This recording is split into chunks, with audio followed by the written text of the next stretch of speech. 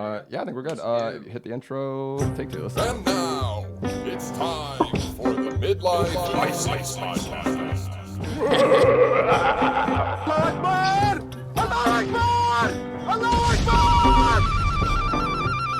Welcome back, everybody. Take two.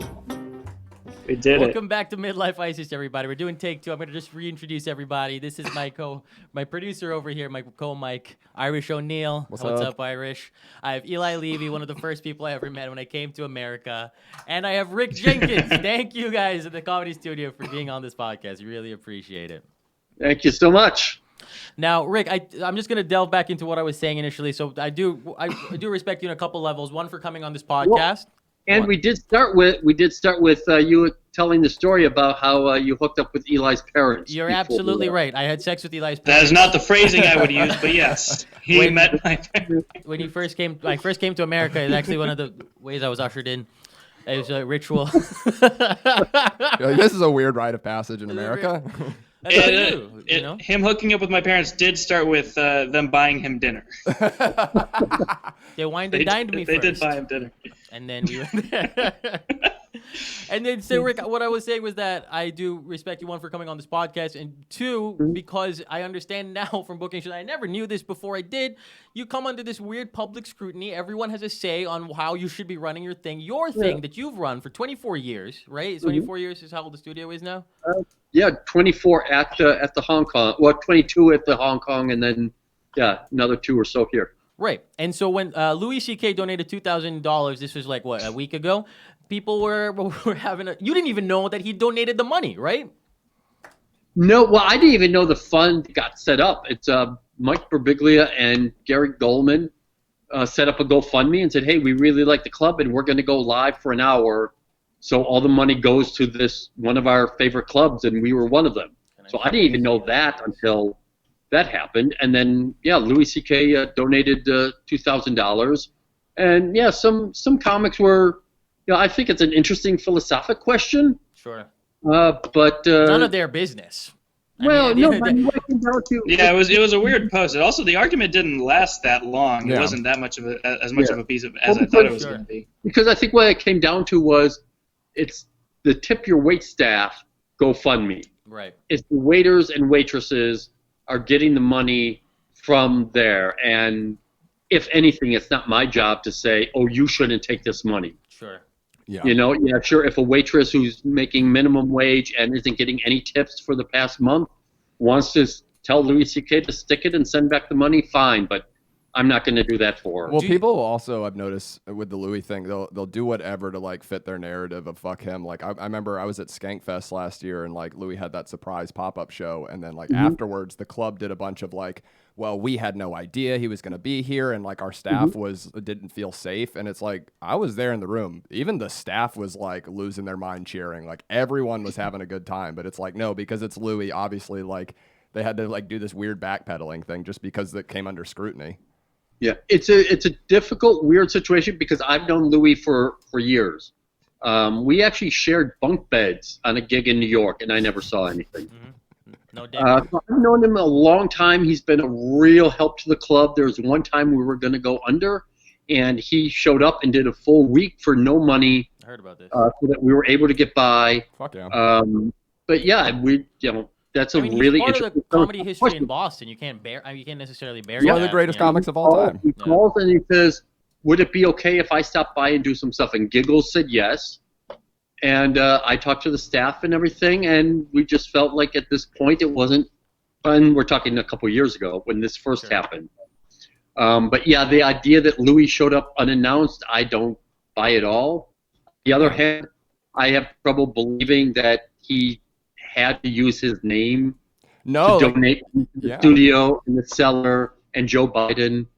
So there's a lot of stuff I love talking about intellectually, but on a practical level. Wait, what do you mean you had trouble believing that he had to use his name? You don't like that he used his name?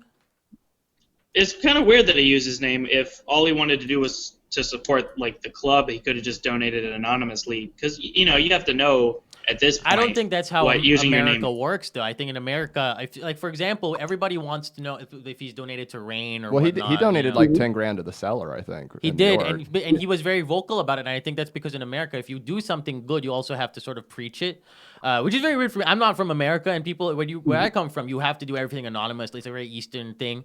But in America, if you do like a good thing, nobody really respects the good thing unless you've sort of preached it. It's like a weird thing where it's like, is it really a good thing if you're like, let me do this good thing, and then, oh hey, look at me, I did this good thing, as opposed to just like, let me just do this positive thing, whether I get the recognition for it. Yeah, for $10,000, I got all this great PR. Yeah, exactly. You wonder, is there another motive?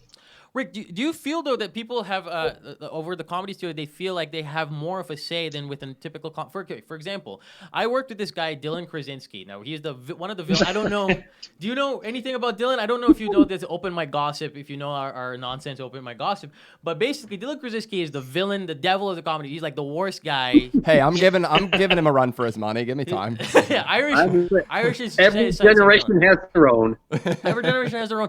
Dylan is widely looked at as one of the worst people in Boston comedy, and people I worked with him, and nobody felt like they might have bitched about it privately, but nobody publicly said anything about it. Now, a couple years back, when you guys had Chris Oak, who is a pedophile, but much less, probably a nicer guy than Dylan Krasinski, to be honest with you, probably nowhere near as bad. Everyone came out of the woodworks being like, and this is the thing about comedy, which is so annoys me, because I feel like that was all about personal gripes. Oh, I didn't get booked at the studio. Oh, I didn't, all that. You know what I mean? And it was they used that to jump on you. Like they didn't actually give a shit about the issue. They just were too coward to mention there may be some of that. The whole story was, well, just very quickly, just the plot points. Sure. Chris Book was a comic who was in the scene and doing the shows, open mics 2-3 times a week for probably about 5 years. And he got nailed. It turned out he was downloading a shitload of kiddie porn on his computer. And one day the FBI, knocks on his door and arrests him, and he does 5-6 years in prison. Right. And all the comics, we're all like, hey, I can't even return your email. I can't have this record. And then I saw Chris at another club, which I don't want to throw under the bus. And he said, hey, I'm out of prison now. I really miss doing comedy. That's what I want. What I always want to do. I lost the wife, the house, all that sort of stuff. Right. Can I do the open mic? And I said, well, okay, put you on the open mic. Well, and it's a weird thing too we have in this country with people that go to jail, where it's like, in theory, the point of going to jail is you serve your time, you come out, and like, you've been punished, but there's like a weird stigma in our country where it's like you hear someone went to jail and it's like they just carry that with them forever. Right. Like it's like Michael Vick. It's like, what he did with dogs was fucked up. Like I fucking love dogs, but and that's a really, really great philosophic argument of, all right, he paid his dues. Does that mean he should be there? What I didn't take into account was the fact that if people are going to be coming to the club and have been abused, or they're not comfortable with it, to me it's like, oh yeah, give him his shot. Right. I did take into account how that affected everybody else. So I think some people were being petty, saying, how come I don't get a spot and he does? But the bigger thing I missed was, if you've been abused or you've had family, pretty much all of us have had some kind of contact with something that horrific. Do you really want to be in that same room? And that's what I didn't take into account. Right. And so I was just like, guy's asking me for an open mic, let's put him on. And by coincidence, a comedian, I forget who it was so happy to be on the studio that she took a picture of the lineup and posted it. And that's how a lot of comedians all of a sudden said, wait, Chris Oak, isn't he the guy that 10 years ago got nailed for this? Right.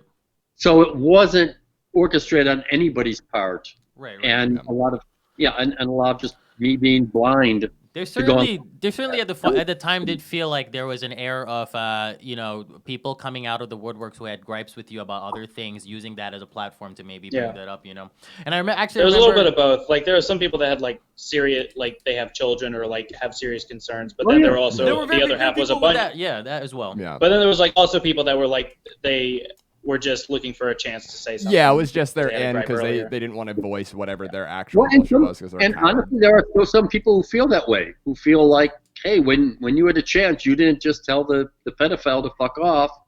You said, I'll put you on the, go ahead and try the open mic, and I've got kids, and I know people, and I'm not comfortable with that. So, to me, it almost, because like this is an argument I always made on my podcast. Is like I call it the Michael Jackson argument, where it's like, Michael Jackson. I'll be a little extreme here, but it's like Michael Jackson could have been fisting kids in the recording booth. You couldn't tell me that Thriller's a bad album.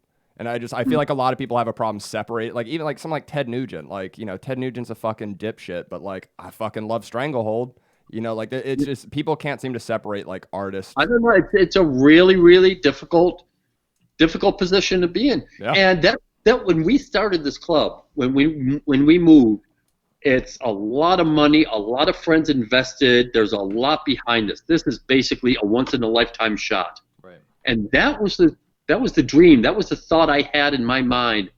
If Louie walks up those stairs and says, I want to go on, will I have the guts to say, hey, no, that doesn't fit with what we're doing, or my staff would be uncomfortable or whatever? I got lucky in that it was a third party, a very, very well-known, respected comedian who called me and said, Louie would be interested. And I said, I talked to the staff, and I think, right now, for the sake of the new business and the people that are involved in all that, not now. You know what I think? I just thought of I think the solution for Louie is like, how they have those bags now going forward where you like lock your cell phone in, you can't use it during the comedy show. They should get like a chastity belt like thing for Louie, and it's like as long as he's in the club, he's got to wear the chastity belt. And then everyone will on a leash. Yeah. Yeah. Well, do you feel... I think to me the big thing with Louie going full circle, and I haven't talked to him directly about it. I have talked 2 or 3, stages of Kevin Bacon about it with comedians. I don't really have that much of a problem with what he was doing. Same. I honestly, I have a lot of. I've dated a woman. I've known 3 women who dated him. That we all have in common and all that. That's just a little quirk that he's into, that he likes doing that. He defends it as saying, I asked, they said no, so I did it. Yeah. Well, and it took place in his green room, too. And it's I like, don't have problems with that. As someone who's done comedy as long as you have, surely you've heard of Weirder Things as well. Right. In the comedy and like scene. I said, we shared rooms on the road and stuff. Right. The problem I have is that his manager then would call producers and say, hey, you know what? This woman might be kind of a problem. Hey, this woman is talking about Louie. And that's definitely more fucked up. Yeah. She might not be. Yeah, you might not want her in the writer's room. You might. And that point gets completely skirted over in the discussion. Whenever it's discussed, it's like, was it bad that he jerked off, or was it not bad that he jerked off? And that point sort of gets buried as far as in the discussions that I've heard. But going off of that, though, I do feel that for some reason, people feel like they have a say. Like the studio feels like not just a comedy club, but it's a community, and you sort of represent that community, right? Mm-hmm. And that community sort of there's an element of what didn't you say? There's a political element to it. It's a liberal, it's a left swinging comedy club, so which is why you couldn't have someone like Louie there, because the activists would be up in arms. But do you feel that somehow having your brand be a bit sort of syncing up that your brand with that? Do you feel like that's put it such that people now feel, oh, now we have a say in what happens at the comedy club? No one would ever. I'll book. If Hideout becomes a club, which who knows whether or not it will. If it does, I'll put I'll put Hitler on this fucking thing. Mm-hmm. But who are you to? At the end of the day, you're the guy, right? Mm-hmm. Why do you feel that people feel like they can have say in who you book, or why you book them? How? Well, the reason I started the studio was because I wasn't making it as a comedian. Honestly, I mean, Louie, Garofalo, Cross, Marin, all those people, the boom had ended. They all moved and continued their comedy career, whether I was afraid or I didn't have the resources for whatever. You were a bad comedian? I was mediocre. I mean, even if you watch me now, there's not the personal revelation you get with a Marin There's not the character depth you get with a cross or something. And that's why a lot of times those people would be in front of me at a club, because in Chelmsford on a Saturday night, everyone could leave watching me saying like, yeah, that was a comedian. Whereas they would leave watching Cross and go like, is he really a Southern gay man? Why? What was that? Sure, and I mean the reason why we get into comedy is because like the best comedians I've ever seen, I have a religious experience with them almost. You know what I mean?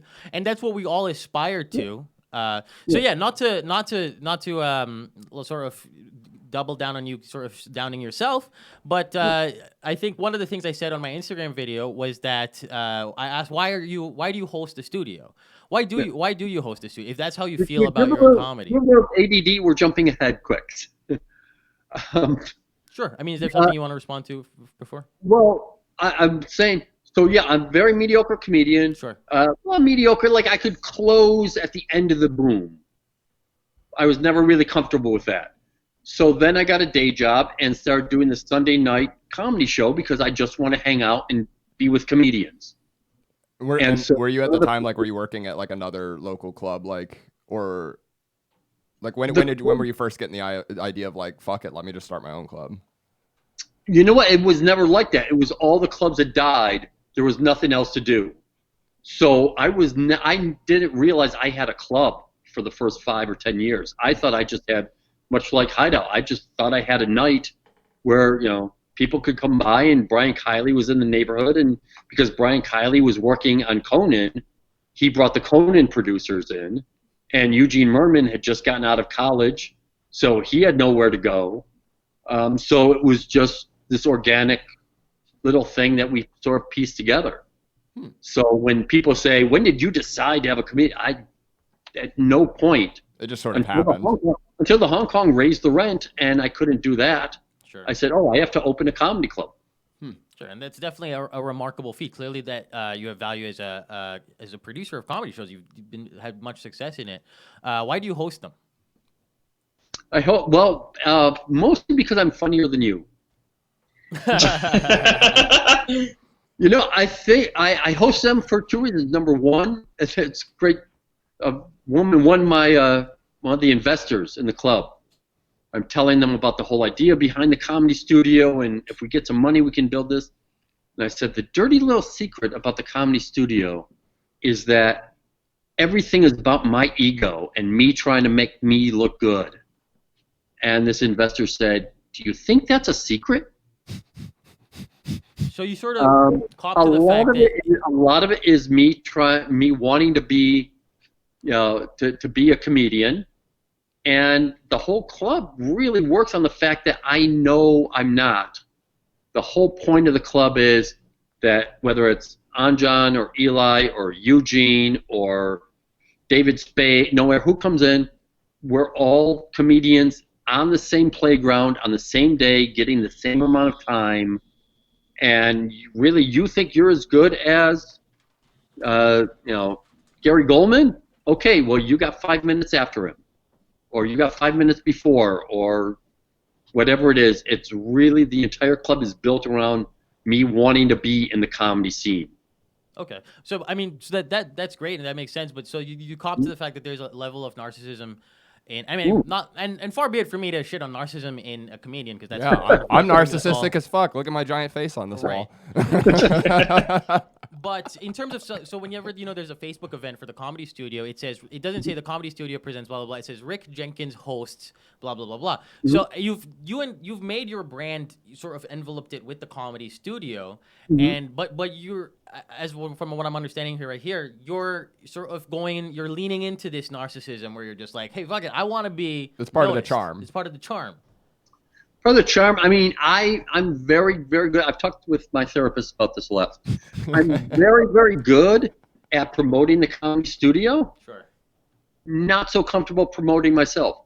Right. I do very, very few outside gigs. In my day, to be a headliner, Dan Scannell was one of the best headliners. Very few people remember his act, except he closed by doing a backflip. Sure. The closer always had this big, and thank you so much, ta-da, good night. I was never comfortable with that. So I'm very comfortable promoting the comedy studio, and my job is to set up the show. And if I do that, then I get to say, yeah, hey. And honestly, after doing it this long, we have a lot of regulars, a lot of people who like me and come back to the club regularly, and that I am a little bit of a draw among a very, very small group of people, because you're not going to be on my stage unless I approve you. And do you feel that you are more of a draw than perhaps a detriment because of, and I've heard this, right? I've heard people tell me this, is that as many people love you, I'm sure that there are people who love you. There are people, and this can be said of any comedian, I'm sure, but I also do feel that perhaps there is a degree to which, because comedy is all about evolution and what's hot and what's new and what's now. And you of all people know that. You give great advice and have helped many people along in their careers. But do you feel, though, that as someone to set up a show, perhaps it would be better for someone else to host? For example, there was a period of time when it was you hosting and then Ellen Sugarman, which, and no offense, I'm not trying to be ageist here, but in terms of reaching the yuppies, the young yuppies in your area, do you not feel that perhaps that was, you sort of not being able to relate as much? That's about 20-25 minutes up top of just... Yeah, I can, what you're talking about, one person, 1 month. I look at it as, I'll do that opening 10 minutes. I'm working as hard as I can as a comedian, writing new material, doing old material, whatever I can do to set up the show. Do you have new jokes about the Bull Market location as opposed to the... Yeah, I mean, that's just, part of what you do as a comedian. I set aside an hour of journal writing, a half hour of reading, and then an hour of writing each day. That's part of my morning routine. I mean, as a comedian, that's what you have to do. Okay. But I think that we're in an interesting generation because I moved to Boston in '86, and that was the beginning of one boom. Sure. What I find, and one of the things I find interesting is that you guys, your generation, you're not even realizing that you're old for this.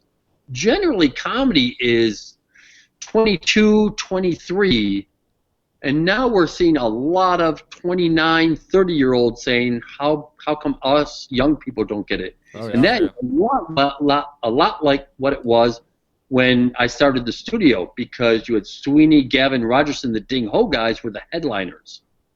And you could not get stage time as a headliner because David Cross never headlined Boston because you already had your headliners. Like David Gloria's Dane Cook.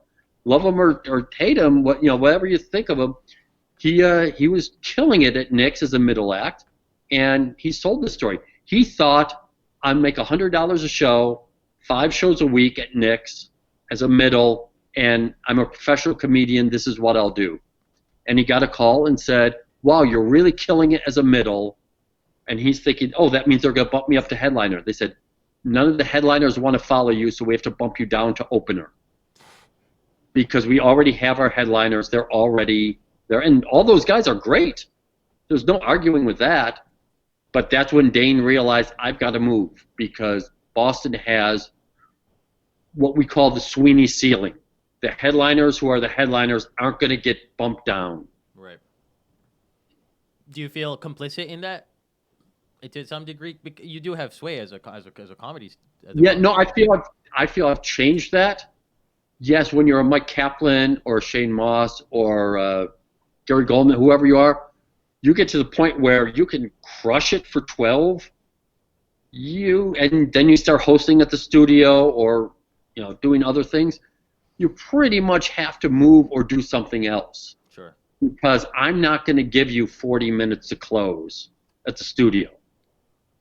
And that happens every single generation, that the new generation says, how come I can't get more time? I'm doing really well. Sure. And I have to say, yeah, you're doing really, really well, but I'm not going to not have the next generation. I'm not going to have the other new people so that you get the more. I see this as a college or as a thing of like, here's the gym. I've got the keys. I can open up the gym and you can work out. Yeah. Well, and the goal should be too. Like the goal should be that you don't, kind of like what you're saying, you don't want to be complacent where you're just like staying here. It should be like a college. Like you come in, you get established, and then you hit that point, and then you go, okay, what am I going to do next? Most people probably move LA or New York, but it's like some people do just kind of hang out, but it's like, you can't forego new people just for the people. Some people get a job. Some people start doing more time and making a living on the road. Some people get a family and then have a nice supplemental income. Some people get writing. A lot of people out of the studio get writing jobs. You come here and you learn writing packets, and all of a sudden Brian Kiley or Joe Mandy or someone that you can say, hey, can you take a look at my stuff? Right. Yeah, I mean, like the 3 or 4 years I've worked at the studio now, I've come to know it as a workout club. Like I'll see people that drop by, like Gary Goldman or even Dan Bolger, like the Boston regulars. They drop by specifically because they want to practice something, not because they want to headline the studio. Sure. And I think it's good to have places like that, and that is the vibe I think that's been created at the studio. When you create a vibe as a business, it's we all do comedy because it's what we love. So if you create a business around what you love, you want it to be how you want it to be. Yeah, sure. And it's also meant as a challenge to you guys. It's a challenge. It's easy for us to sit around and say, oh, if I only had more time to write. All right, well, now there's COVID. You got all the time in the world to write. Oh, if only I had an audience that was actually listening to me, that I didn't have to fight them in a bar. Well, okay, we've got the lights, we've got a stage, we set it up exactly the way you can succeed. This is everything you wanted. Now you do it. Let's talk a little bit about. If you're not prepared or whatever, that's not on. That's not on us. That's, you want to be a comedian? Come up and do what you think a comedian does. Sure. Let's talk a little bit about the studio's brand. Now, you guys are a showcase club specifically. Now, and I'm very opposed to just the showcase format. It's kind of what one of the things I hate most about Boston comedy is the showcase format and how much it holds a dominion over the scene. What do you have, Rick, against headliners? Simply that when we started the club, we couldn't afford them. Okay. My feeling was about 10 minutes is the most you could ask someone to work for free. So like, all right, if you're new and 10 minutes for free is fine. If you're a big star and 10 minutes for free, or you're an established comic and you want to work on something for 10 minutes, it was okay. That's how it started. It evolved into something I really, really like. Again, the headliner you bring into the Hideout is on the same stage as somebody who has been saying, hey, I have been killing it at Sally's. I deserve a shot. The fact that every comic is on the same level. One comedian walked up to Tony V at Sally O'Brien's and said, hey, how do I get an agent? How do I get into business? How do I get it? And one of the best lines I've ever heard, Tony said, hey, I'm playing the same shithole you are. That's what we're in the position. I like the idea of there being a club where we're all in the same shithole. Well, I mean, we're kind of not, though, because at the end of the day, Tony V has a career, and that comic is a nameless, anonymous person who we're talking about. We don't even know that person's name. And so what I feel, though, is that one of the things that makes comedy so great is that the people who are headliners are so much better than the people who are, that's, I guess, doing the 5-minute spots, and that sort of stuff happens for a reason.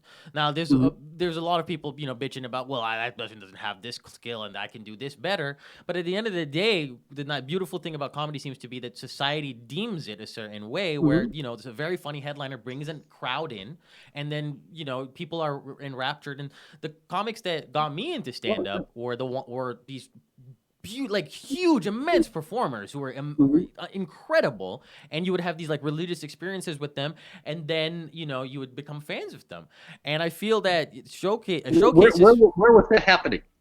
Where did you have the religious experiences? Were they the theaters or online? Online, all online. So I grew up mainly in Singapore, where I didn't have much access to stand up at all outside of like just online and seeing like one of the first comics I ever saw was Russell Peters' Comedy Central. Now I'm not that huge fan of Russell Peters now, but back then huge for me.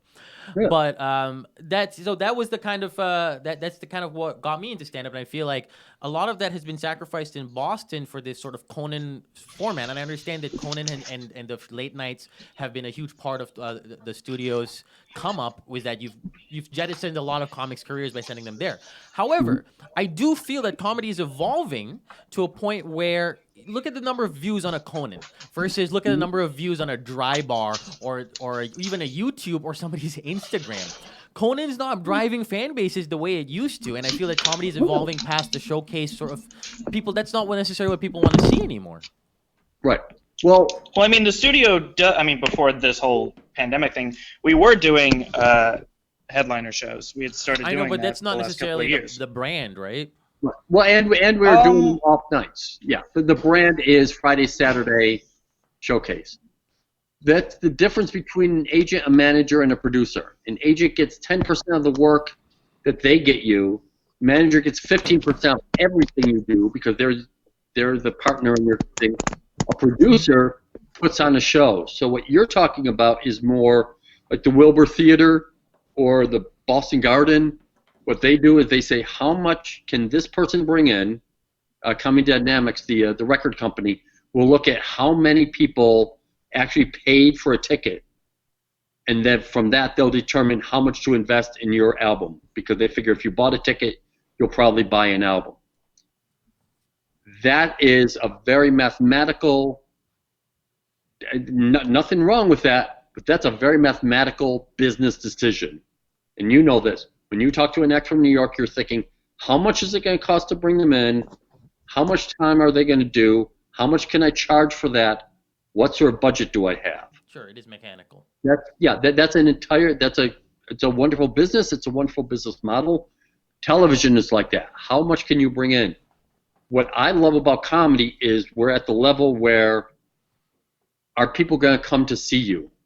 People don't necessarily come to see Gary Goldman because if Gary Goldman or Pete Holmes, when Pete Holmes is here, we purposely don't mention that. Maybe a tweet an hour beforehand or something, because I don't want people coming here saying, oh, we saw Pete Holmes, when they should be paying $35 at the Wilbur to see him. Sure. You know, this is not about me. This is about the audience and them trusting me to say, hey, if we go there, we're going to see a really good show. A headliner show is, we're going to go to that place to see that person. You are not going to go to the Wilbur if they don't have someone you're specifically going there to see. So I want this is more of a club of, hey, let's hang out. Maybe I know the comic, maybe I don't, and you know what? Maybe all the comics are hanging out at the bar and we can hang out. It's a very different dynamic to say, this is what it's going to cost to see this person, and that's just a different model of what headliner clubs are. It is different. Do you feel, though, that it's a model that might be, at the very least, a more cost-effective economically in terms of having a club survive? Oh, yeah. I mean, you could definitely make a lot more money. A lot more money because, pick a comedian. Russell Peters knows exactly how much money he can bring into a place. When Jeff Dunham played the Comedy Connection 20 years ago, he had a door deal.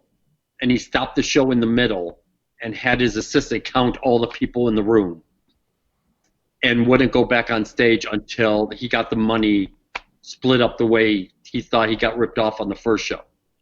It's a very, business sort of thing. So you bring up a good point about the studio. So your guys' ethos, I guess, is that money isn't the most important thing. You have a very specific taste in how you put comics forward. Define that taste a little bit. What do you think the studio's brand is in that sense? Yeah, I'd like to think that I'm such a comedy fan. I'm open to everything. I mean, Shane Moss is, he's starting out, was very dirty. I know the studio has a reputation of not liking dirty. I try to be really, really open to everything. But yeah, my tastes tend to run a little bit more towards the writing, and I listen. Interesting thing, Barry Katz, who managed Chappelle and Louie and everybody, when he watches your tape to determine if he wants to manage you, he watches it with no sound. He doesn't want to hear what you're saying. He wants to see how you are and whether or not you're a star. Sure. His thinking is, I can hire writers for you. I need a star. I have a tendency, maybe it's because I'm usually in the green room while someone's performing or something, or I'm watching the open mics, I will close my eyes and listen rather than watch, because I come back from comedy records and all that, and I'm more geared towards the writing. That for me, I'm listening to, who is this person? Are they someone I'm really connecting with? Right. So nothing right or wrong, but either. And I think where we come full circle on this is when you're looking at the studio, or what do I need to do to get into the studio or to get on TV? There's a lot of comedians I will pay money to see that don't quite fit what the studio does. You know, what we're doing. That brings up an interesting point. There was an SNL writer we pitched you guys one time, and it was on a Sunday night, and you guys, didn't like his tape. I will say, before, I know what you're talking about. That was me. I said no to that guy. Okay. Do I know about this? Did it get to me? I remember this. Yeah. Okay, so it was SNL writer. I can't remember. Steven Castillo, who has an act that is a bit divisive. I have noticed that he does tend to split rooms, but he's a professional and a good comedian. And on a Sunday night, I made a mistake, but it's 13 comedians. You guys were like, can you see another tape from Steven Castillo? I texted you about it. I watched the tape, and I thought it was terrible. Well, that was all it was. It was just you hated the tape. I didn't like it at all. No, yeah, that's fair. And SNL writer though, don't you think that feel like an SNL writer would be? Because I have the lineup here. It's it's like not a lot of great names on the lineup. Give me and the other thing is I asked Rick, and Rick said, he's an SNL writer. We should just put him on anyway, and so we did, and then he never got back to me. Okay, at least you were amenable. Here's the lineup. The lineup was Sean Duffy, Kevin Doug Fitzgerald, Patty Gold, Rob Green, Ben Keefe, Dylan Krasinski, worst guy in Boston, Cher Lynn, Kristen Logan, Nick Ortolani, Carolyn Riley, Sam Rossi, and Nate Shue. Now, not to shit on any of these comedians, but first of all, that's a lot of, which is the point I kind of want to get to about the whole showcase thing too, is like how many comedians this is that somebody would have to sit through. But also, like, don't you feel like an SNL writer should be, could be able to just hop on that lineup? I can take those points one by one. Sure, please. First of all, now that you're getting more and more into the business and the industry, when somebody says they're an SNL writer, you have to look at that very carefully. I think we pulled up his IMDb. A staff writer is very different than a freelancer, which is very different than a weekend update writer, which is different than a weekend update freelancer. You'll get a lot of people who get one joke on Weekend Update will say, I'm an SNL writer. He's in the same writing room as Sam J. Is he? He is indeed. He's in the exact same writing room as Sam J. They're like friends from the writing room. Yeah. Oh, so he's actually staff. Oh yeah, he was legit. Legit. Oh, yeah. And, we looked it up, and my was point legit. is, even if he was a Weekend Update writer, don't you think that? Kevin Doug Fitzgerald, guys. It's not to say Kevin's a lovely guy, but as I'm saying, there are differences in comedic ability, and doesn't an SNL writer? I did it 100% off of that. The lineup was already full, and that I didn't want to make the show any longer than it already was going to be. And that I didn't like his tape. And if you don't mind me asking, why are the shows that long? Do we really need 13 comedians? All right. And that's a different question. Sure. I'll totally back up Eli on, if the show's full, even when when a famous act comes in, one of my rules here is you never bump anybody. You may go, instead of 12, you're doing 5 or something. But I never want to be a club where a famous person comes in and somebody else gets bumped. I think that's very important. We're all comedians. We all have to respect each other. Right. So the fact that the show's full, I can see. I'm not like that at all. I will bump anybody. I'm much more cutthroat, but I respect where you're coming from, and I think that's a nice thing that you do. Yeah, with the question with the 13 people is up for a lot of debate. A lot of that, the majority of the reason we do that is totally me, and I like seeing as much comedy as quickly as I can. And the staff has all, they've been, Eugene Merman has told me, like, that's just too many people. So we in the last couple months, we started changing that, of trying to do fewer people and shorter shows. Vaudeville in like the 1930s, the show would start at 11 in the morning and go until 11 at night, and it was just one comic after another. That's my ideal. I would like to get on as many comedians as humanly possible. But yeah, you're absolutely right. A lot of people pointed out to me, you know what? Maybe Doug, Cher, and someone else shouldn't get on so that the show's shorter and there's fewer comics on. Right. I mean, we had like a couple weeks before this whole thing happened, we had actually started making the shows shorter in general. Yeah, well, and that was totally the staff just coming to me and saying, you know what, people don't like sitting there for 2 hours of, 13 comics doing 5 to 7 each. And I was like, no, this is my favorite thing in the world. Of course, everybody loves it. And they're like, no, you're better off cutting a couple people. And then I got very defensive. I'm like, well, who do you want me to cut? Who shouldn't get time? I want to see everybody. So that's one of my weaknesses. Sure. I mean, yeah, that's very man of you to cop to that. Because I mean, when I was looking through the negative, the studio's negative, you guys have a ton of positive reviews, but all your negative reviews have to do with the length of the show and how there's one about how if they can only pick 3 good acts out of 10, we won't be back. So sometimes I think there are first of all, comedy is a very difficult thing, and most people can't do it. But I feel like one of the things that the studio has tried to do is to give everyone a fair shot. Mm-hmm. But does everyone really deserve a fair shot? What do you think about that? I mean, like, to some degree, the people that don't deserve a fair shot, the fact that we give them a fair shot, they'll prove that whether they do or do not deserve a fair shot in that fair shot.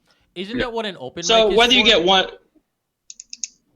Yeah, but there wasn't an open mic at the old place. Sure. But your Wednesday, Thursday shows arguably. My point is that there are a lot of other things I guess you could do. You could do improv. I know this is like sacrilege to say, but you guys could do an improv night. You could do any number of things. Improv sells, and it's not completely against your brand. My question is there are so many long lineups full of so many bad comedians, and I've sent friends to the comedy studio. I take no pleasure in the studio going through, financial trouble or whatever. My question is, could it not, if you honed the quality of your comedians and put less of a emphasis on giving young people shots and sort of giving more seasoned acts more time, don't you think that, it could at the very least be more economically viable of a system? Where would you see drawing the line of who's, so are you, well, I don't want to get personal. No, please feel free. Please. I've been very personal, so yes, absolutely. I definitely draw the line of go you know what, Anjan's not good enough. Mike Kaplan is. Well, Mike Kaplan we would have to pay to get in. Now are we saying Kaplan can't follow me? Well, exactly. I mean, and that's where you start getting into.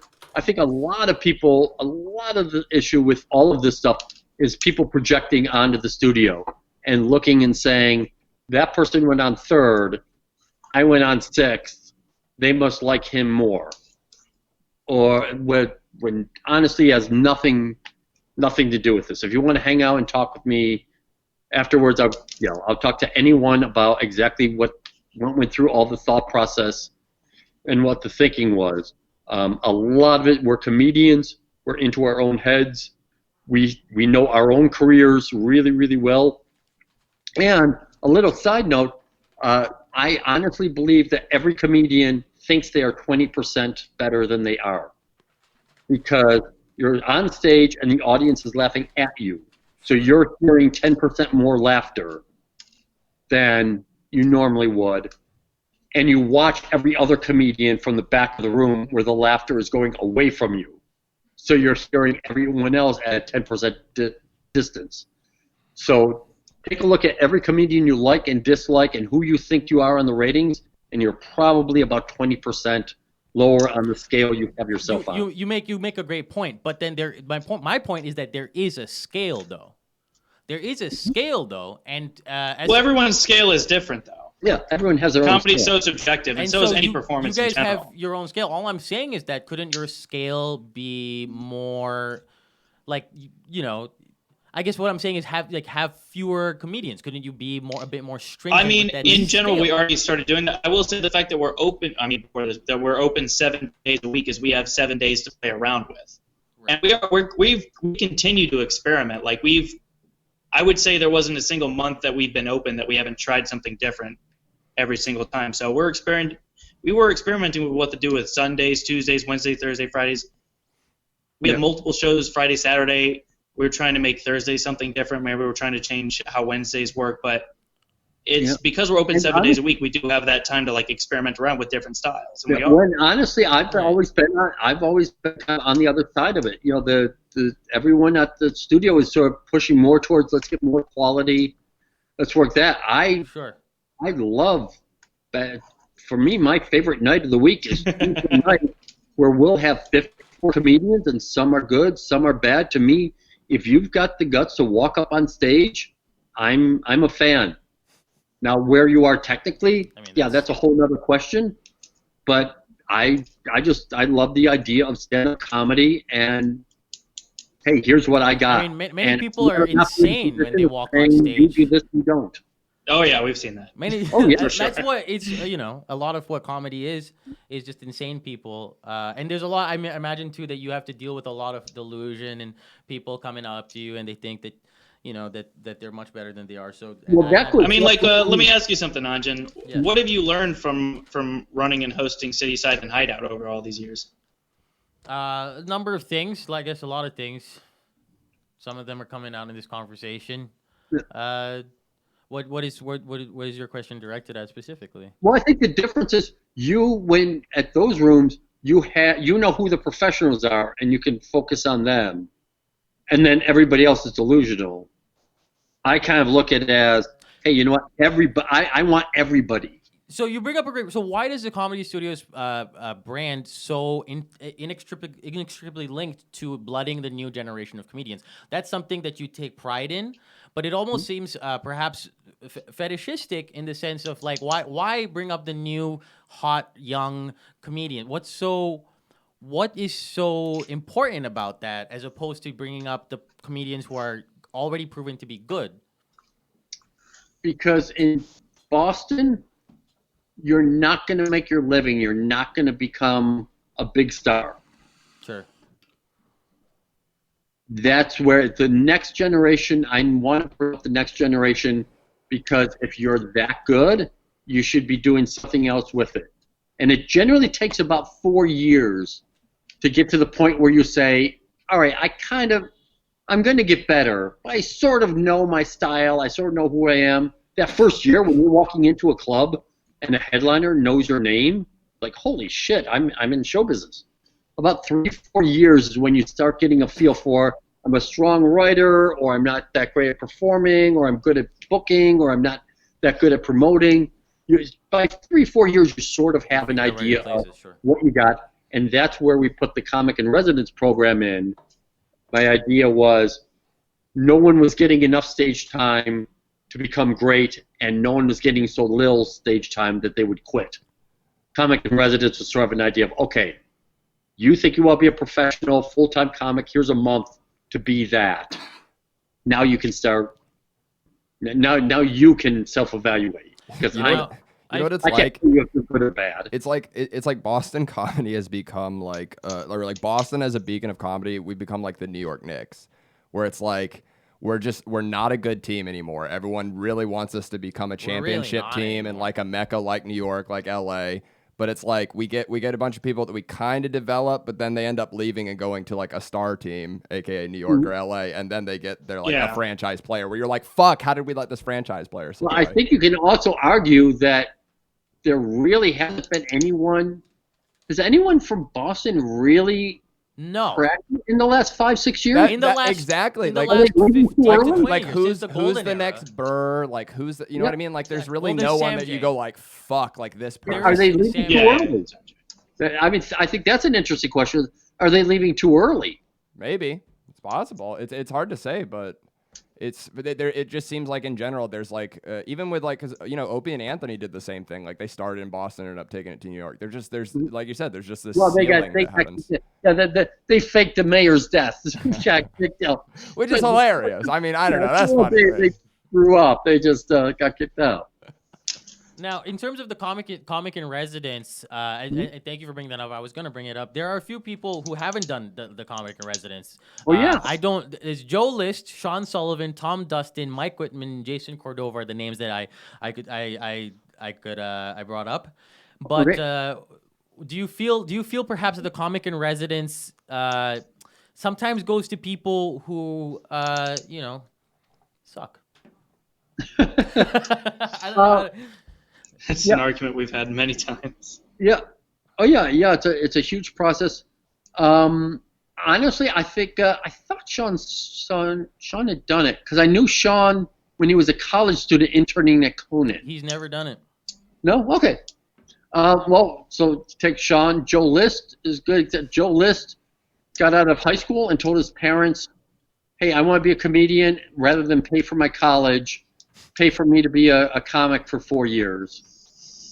And they did that, and he drank it, Right. and that didn't work out. And then he went out. So with people like Joe and probably Sean, there are people who are already making money on the road. The commitment, I'm stunned that anyone can do it or does it. The commitment to do every night for free, well, you get paid on the weekends, but to do that much stage time, to make that much commitment, to wipe everything off, even people like Joe Wong, the only reason Joe Wong did it was because his wife was expecting and he couldn't leave the house. He didn't want to go on the road. So he said, "Can I do December? Because that will be my wife's 8th month. And that way I know I'm home." So a lot of who gets it and who doesn't get it, some of it is simply you're already too big. I've had a lot of comedians who have not done it because they've said, "Well, could I take off a Saturday if I get a really big gig or if I'm offered this and that?" And I've had to say, we'll try and work around what you got, but basically we really got to draw a hard line on this and say this is the thing. So a lot of the famous people who haven't done it are simply because they couldn't do it. They were already beyond what they could get out of it.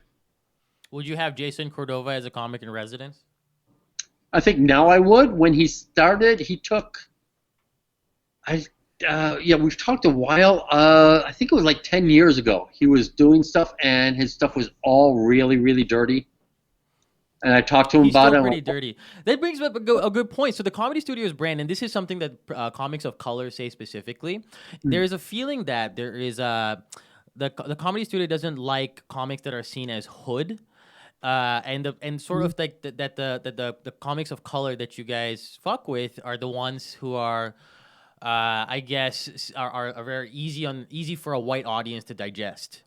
Now, that's a feeling that comics of color say and have talked about, and that's something that's been spoken about pretty extensively. So I feel like I don't want to put words in her mouth, but I feel like even Sam Jace made comments about that. So what is there? Do you feel perhaps that when you say something like Jason Cordova is too dirty, do you feel like there's an implicit perhaps something going on there where there is an overlooking of maybe hood comics?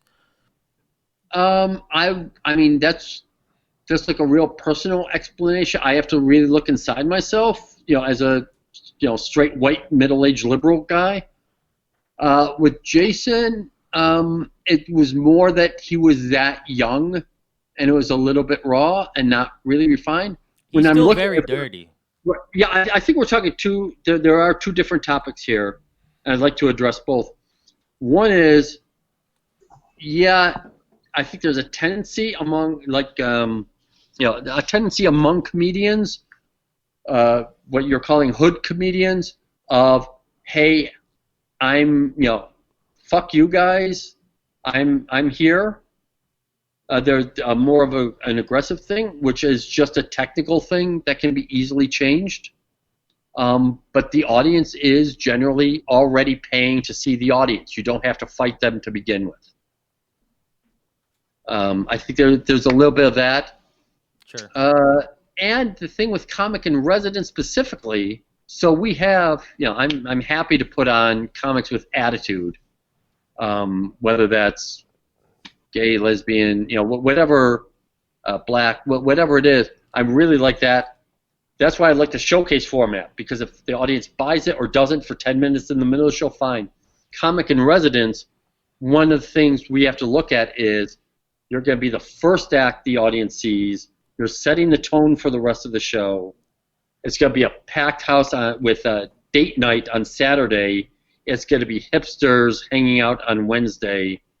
It's really, comic in residence, really an opportunity to play all sorts of things. So that's got to be taken into consideration. We've never had Brian Longwell, just fucking crushes as a headliner here, but we've never had him as comic in residence because you just can't open a show with an overhead projector.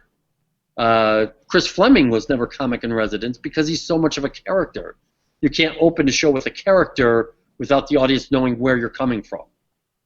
So I put a lot of pressure on myself to say, hey, everybody, no matter what anybody's doing, it's okay. Whether you get it or not, this is our place. These are my friends. We're all hanging. Do you feel, though, that you've definitely had opened the show with some very bad comedians, though, as a comic? There have been some actively bad comedians who have also quit since, but do you not feel that those people have gone comic in residence? So that sort of renders that argument a little...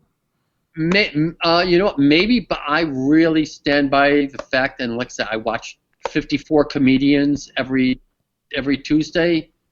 I really don't see good, bad. I really see everybody different, and where are they coming from?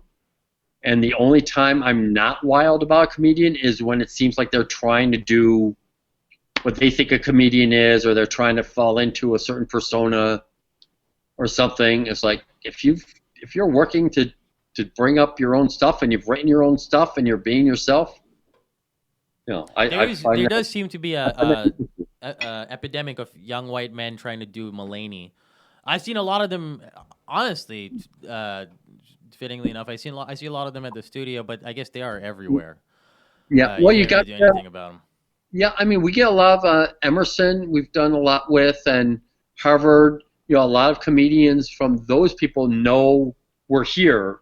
So we do get a lot of that. Generally, I find comedians usually divide up into either you're doing, I don't know who the big person, it used to be like either you're Hedberg or you're Dane. Sure. Either you're about performing or you're about writing. Excuse me. You're either about performing or you're about writing. And nothing right or wrong with either of those. We all have our strengths and weaknesses. Some of us are stronger on this and some of that. Do you keep working on your strengths, or do you start working on your weaknesses? I don't see it as good, bad comedians. I see it as we all have our influences starting out. I was in Buffalo. I was described as the white Woody Allen. I guess philosophically that's where we disagree, because I really think there are some people who should never set foot on a stage. I do tend to see a lot of them at the studio, and I guess we've brought up a lot of, I guess this is where our philosophical differences lie, because you want to give everyone a shot. You kind of want to be, I think that the real comedians the cream will rise to the top no matter what, right? In fact, I think a lot of people talk about how racism and sexism holds people back in society, and I think that's true. Mm-hmm. But I think if racism and sexism holds you back in comedy, I think you weren't meant to do comedy, because comedy is meant for this small fractile percentage of people who are these extraordinary performers with the extraordinary ideas and concepts, like really, really great, religious experience level people. Yeah.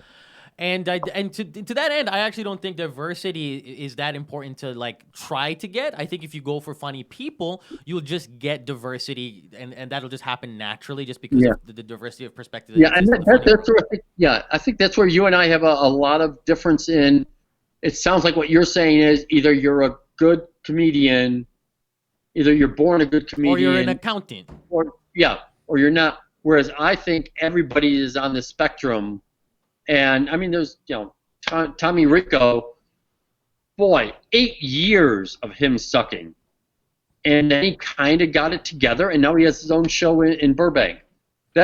I also love watching the evolution. I don't feel that people are born at this or that. Again, I've got the keys to him. If you come in and you lift the weights, it doesn't matter whether or not you were born with a broad chest or whatever. Some people evolve into hilarious people, but I think that up until the point where they evolve into that, I don't think the world owes them a comedy career. I don't think the world owes them opportunity. I think it's something you fight for. And I do feel that in Boston, because if you guys are very first world over here and you guys are are very liberal, so you almost are a bit get a bit socialist about it, where you're just like, well, let's give everyone a fair shot. And then you also do this people in Boston do this affirmative action thing in comedy where they're like, oh, let's have more women on the show and more people of color. But in a weird way, I feel like that hurts these comedians because they get opportunities before they're ready, and then when white men get opportunities, they're fucking ready to go, and that's why people think straight white men are way more hilarious than other people. Yeah. And I think that's a really, really good philosophic argument. Is do you help or hurt by saying, hey, we're giving you an opportunity you normally wouldn't? Yeah, I think that's a good philosophic argument. I find the way I've wrapped my head around it, and maybe it's just a rationalization, is that if I've got 10 comics on the show, having different points of view is going to make the show stronger. If I just go, who is the best comedian, and I'm the one picking it, it's going to be 10 people talking from my point of view, 10 people I like. Do you not think, though, that point of view doesn't have to be restricted to, like, a point of view doesn't have to be restricted to a skin color or a gender type? I think diversity of point of view is sort of is completely not, there's no correlation between those things. And I do feel that, though, if you go for the funniest person, you're going to get a naturally diverse lineup in skin color, in gender. It's just going to happen. But when we put these people... I don't know, because you're setting it up as you're deciding who is the funniest. And anything is going to be filtered through your perspective. My perspective is going to be straight white guy, older. Your perspective is going to be, younger guy from Singapore. And our tendencies are naturally going to lean towards those points of view. You may call me a racial slur if you want. I will allow this. If you go to Google, I'll type it in the chat. If you go to Google, you're at least one of the top 10 Anjan Biswas. Guys, it's all right. I'm in the room with him. I can attest. He smells like curry. I know the elephant's in the room. I'll just point it out. Rick, this is another point I want to bring up. My name is not Anjan Biswas, Rick. My name is Anjan Biswas. Could you have a harder name to say? As a comedian, that's also something you have to look to. Do you play the stereotype to get the audience on your side because they don't know you? Or do you open up and go like, all right, hey, I don't care what you already think of me. I'm taking you in a different direction. Generally, that's a person-by-person choice. Yeah, generally, and that's why I wear the suits and stuff. Generally, people are going to make an assumption the second they see you. And then your job is to be different so that they don't say, I want to see a comedian, so they start saying, I want to see that guy or that girl. Sure. I mean, yeah, I guess that's somewhere where we, just disagree. I just don't think that, at the end of the day, I don't think that people, I think, in fact, it hurts us to just define ourselves as people. It hurts me to define myself as just a brown person or a male. I think that my perspective has so many more facets to it than just those two things. And I think that can be one of the problems with the way that liberal booking works now, is because you just sort of end up defining yourself by your identity,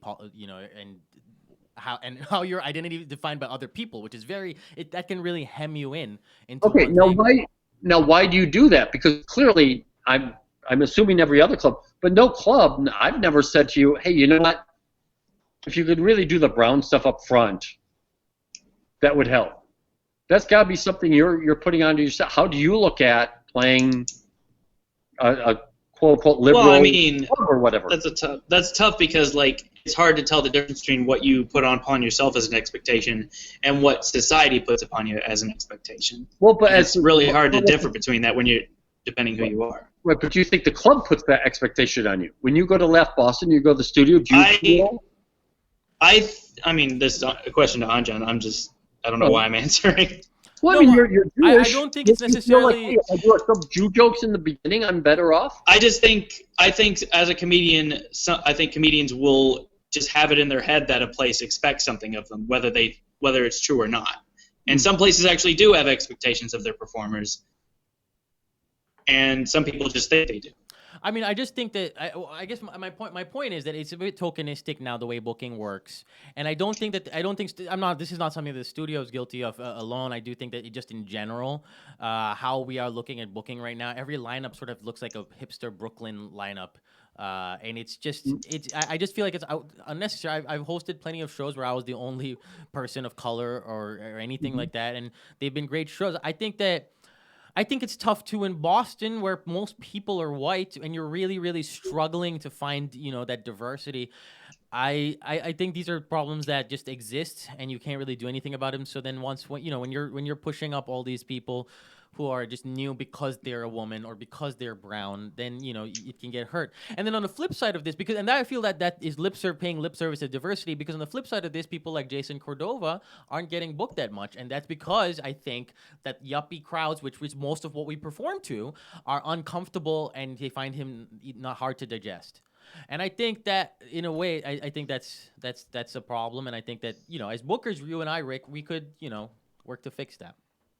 Well, I mean, Jason's an example of just someone who, was a regular studio and hasn't been around for 5-10 years, so he just hasn't been in my. So he's going to be the new comic in residence, right? I mean, It'll be the comic residence for April of 2020. if he comes by, if comedy starts again, something, I mean, that's also a big chunk of it is who's reaching out. If you're a booker, you know this. right? 8 people contact you and say, hey, I really want to get on your show, and then you're doing the show and somebody comes up to you and goes like, hey, how come you didn't ask so-and-so? You're like, well, because I got 6 spots and 8 people asked me. Sure. Yeah, and I've come into that position before where there are people that I want to get into the studio that I've reached out to that just don't get back to me for whatever reason, and I follow up every now and then. That's another thing. It's just if they don't get back to me, then there's no way to get them. That's on another stage. thing that I actually. You were in that category too. I remember you. I think you just stopped by to watch a show at the club or something, and I was like, "Who's that?" Oh, and I thought it was because I was too mean. I was told that you said that you told McPhee and Liam that it was because I was too mean to be comic in residence. I wouldn't say because comic residence. You're definitely too mean. I think you. I think you get in your own way. It's like you're. Well, like when you had the last podcast. Sure. You were like, oh, here's how I thought it was going to go. You were going to fight with you, and you were going to fight with you. It's like, well, I don't care what you thought. I want to know what you've got. It feels a little bit to me like you've got a bit of an axe to grind about the way things are going rather than driving how it's going. It seems to me like you're a little bit, and these are notes I would give on an open mic, it feels to me a little bit like you're not quite sure what you want to do if everybody's on your side. That you're assuming that the audience or that someone is not there. Well, most times people are not on your side. So there are people who are and there are people who are not. Well, and that's the thing with the studio is you're here unless you're on the comedian side. Sure. But wait. And that's what I'd like to see from you is like, hey, I love you guys. You guys love me. Yeah. Wait, are you giving me notes on my comedy on my podcast? Take one Oh my God. Yo, he's Give a lot- cucking you on your own podcast. That's fair. This is good for any comedian. Think about the best set you've ever had where the audience was really great. And when you go up on stage, assume that that's the audience. Right. Assume that they're already with you. Assume you're already killing. And let them prove you wrong. Sure. If they're not listening, that's their fault. Whatever. Just start. If they're heckling, yeah, you may have to deal with that. If you assume you're already a star, they're going to believe you're a star. Is that how you feel every time you go on stage? Yeah. That's great.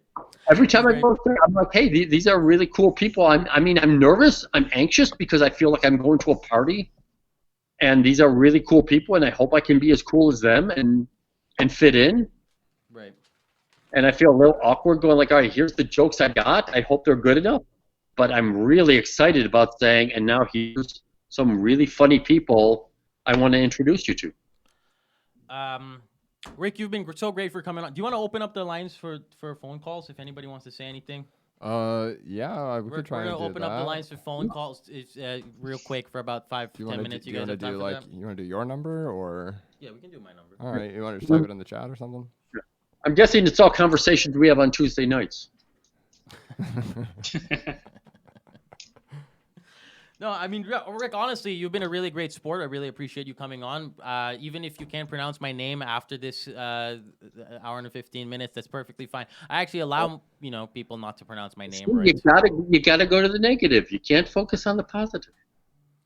I've still got your name wrong, and you still give me tequila shots. I mean, I'm not gonna lie. You told me when you came on SDC, you told me your name, and then we started, and I was like Anjan, and then there was a cunt hair of a moment in my head. I was like, fuck. All right, everybody, it's CJ Brown. Oh, here we go. Oh. Right. Wait 1 second, sorry. All right, CJ.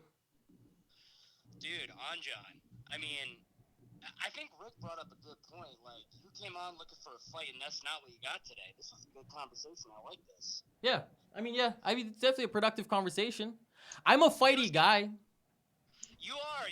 You're sneaky. That's the thing. I think my favorite part of this whole conversation is the fact that you owned up to going through his Yelp reviews and just looking for all the negative I did my research.